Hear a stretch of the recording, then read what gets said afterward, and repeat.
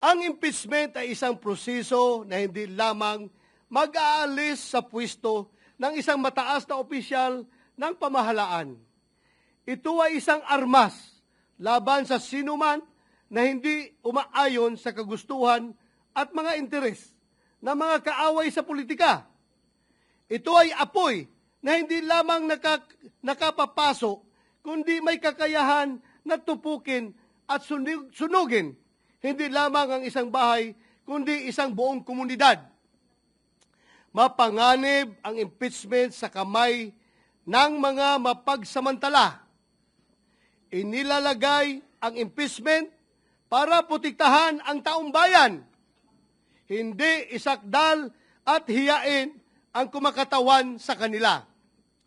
In the 2012 case of Chief Justice Renato C. Corona versus Senate of the Philippines, the Supreme Court declared impeachment, described as the most formidable weapon in the arsenal of democracy, was foreseen as creating divisions, partialities, and enmities, or highlighting pre-existing factions with the greatest danger that the decision will be regulated more by the comparative strength of parties than by the real demonstrations of innocence or guilt.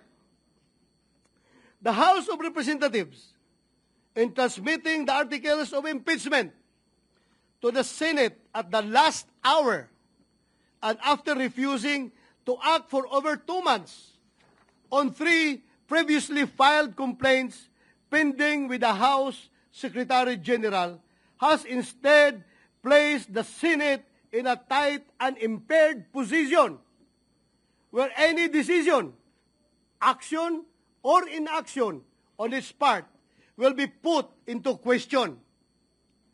An acquittal, conviction, or even the propriety of proceeding with trial will be hounded not only by legal or constitutional questions, but by accusations of extreme bias, partiality, and lack of sufficient deliberation.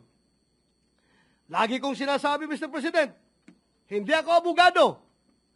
Nevertheless, this cannot disqualify me from speaking against possible constitutional blunders.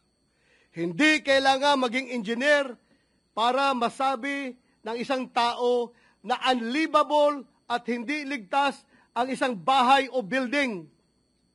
Alam nyo, alam natin, kung kailan matibay at pulido ang pagkakagawa, katulad ng isang bahay na bato. Alam din natin kung kailan hindi. When the floor starts to crack, when the walls begin to shift, and when leaks appear where there should be none, there and then, Mr. President, there and then, forthwith, we say, this was not built well. Gayon din sana sa impeachment case na ito. The cracks and holes have begun to show. Alam nating may mga tanong na hindi pa nasasagot, lalo na patungkol sa constitutional soundness ng nasabing impeachment complaint.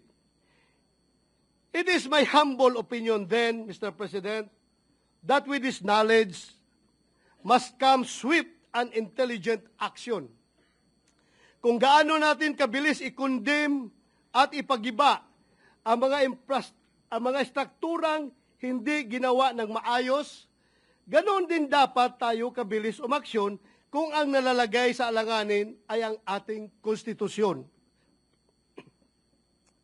In the spirit of true action, therefore, allow me to end by moving. I respectfully move that in view of its constitutional infirmities and questions on the jurisdiction and authority of the 20th Congress, the verified impeachment complaint against Vice President Sara Zimmerman Duterte be dismissed.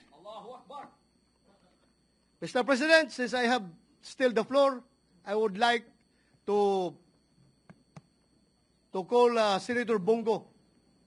Mr. President. Mr. President, will the good gentleman yield the floor for a few remarks as part of the privilege hour availed by Senator De La Rosa? Yes, Mr. President, no problem with me. Thank you, Mr. President.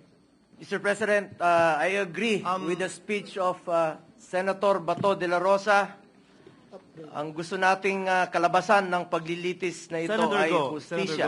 Senator Go, before you proceed, Chair has not yet recognized you. Session is suspended.